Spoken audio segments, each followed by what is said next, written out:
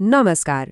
कार्यपालिकाभित्रका नयाँ समीकरण, राज्यका प्रमुख संस्थाहरूबीचको बढ्दो टकराव र सडकमा गुन्जिरहेका आन्दोलनका स्वरहरू साँच्चै भन्यो भने अहिले नेपालको राजनीतिक परिदृश्य निकै तातेको छ। आजको यस विश्लेषणमा हामी यिनै उथलपुथलहरूको गहिरो चिरफार गर्दैछौँ। आउनुहोस् सुरु गरौँ। यस्तो अवस्थामा एउटा गम्भीर प्रश्न स्वाभाविक रूपमा उठ्छ के नेपालको राजनीतिले कुनै नयाँ मोड लिँदैछ त? सरकारका प्रमुख अङ्गहरूबीच जसरी अविश्वास र घर्षण बढ्दै गइरहेको हामीले देखेका छौं, के हामी कुनै ठूलै राजनीतिक परिवर्तनको सङ्घारमा छौं?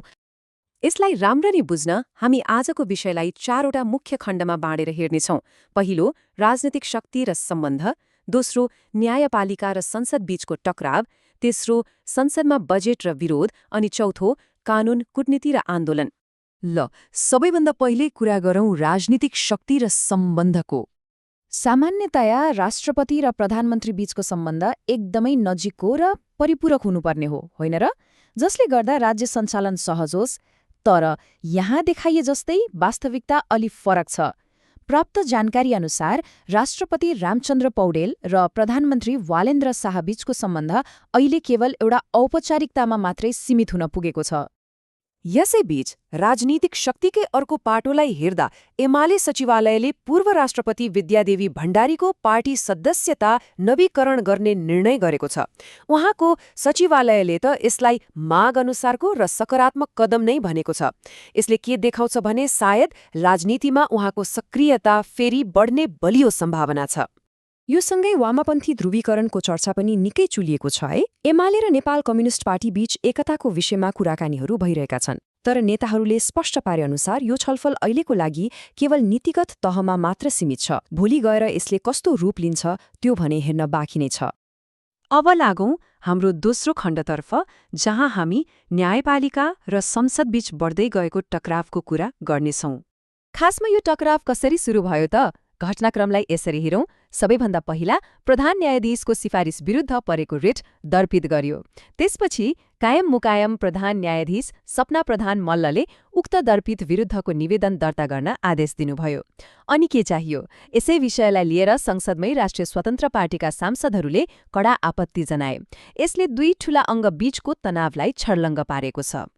जब संसदमा अदालतको विचाराधीन विषयमा छलफल भयो, स्थिति झन पेचिलो बन्यो। यसको प्रत्यक्ष विरोधमा नेपाल बार एसोसिएसनले त आफ्नै प्राङ्गणमा लालटिन बालेर न्याय र संविधानको सम्मान खोज्ने घोषणा नै गर्यो।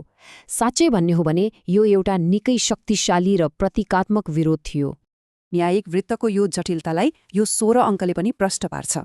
प्रस्तावित प्रधान न्यायाधीश डाक्टर मनोज शर्मा विरुद्ध उजुरी दिन तोकिएको जम्मा 10 दिनको अवधिमा संसदीय सुनवाई समितिमा ठ्याक्कै 16वटा उजुरी दर्ता भएका छन्। यसले पनि अवस्था कति संवेदनशील छ भन्ने देखाउँछ। अब कुरा गरौं हाम्रो तेस्रो विषय, संसदमा बजेट र विरोधको। अहिले एकातिर सरकारले आगामी आर्थिक वर्षको बजेटका सिद्धान्त र प्राथमिकताहरू संसदमा प्रस्तुत गरेको छ।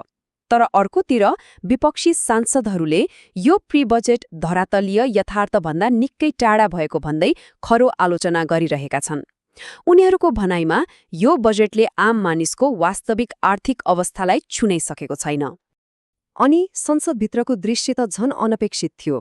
बजेटको सैद्धान्तिक बहस त छँदैछ। श्रम संस्कृति पार्टीका सांसदहरूले प्रधानमन्त्री संसदप्रति जवाफदेही हुनुपर्ने माग राख्दै बैठकमा पर्चा नै बोकेर प्रदर्शन गरे।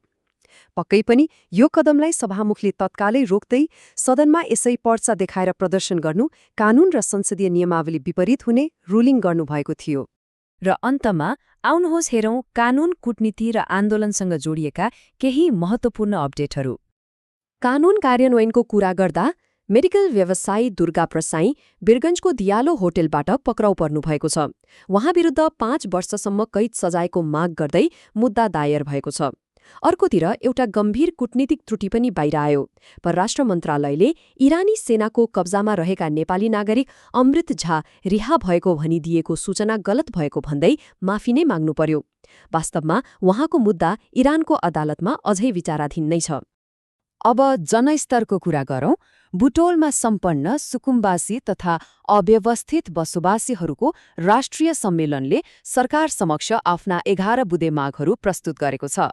कुरा माग राख्नेमा मात्र सीमित छैन, ती माग पूरा गराउन उनीहरूले चरणबद्ध आन्दोलनकै घोषणा समेत गरेका छन्। कार्यपालिका भित्रको असहज सम्बन्ध, न्यायपालिका र संसदबीचको बढ्दो टकराव अनि सडकमा उर्लिएका यी आन्दोलनहरू, यी सबै कुरालाई एकसाथ हेर्दा एउटा गम्भीर प्रश्न उब्जिन्छ। के यी संस्थागत द्वन्द्वहरूले अन्ततः हाम्रा संस्थाहरूलाई सुधारेर अझ बलियो बनाउलान् वा यसले देशमा थप राजनीतिक अस्थिरता निम्त्याउला? आजको यस प्रस्तुतिले पक्कै पनि हामीलाई यो जटिल अवस्थाबारे सोच्न बाध्य बनाएको हुनुपर्छ। यहाँहरूलाई के लाग्छ? सोच्दै गर्नुहोला।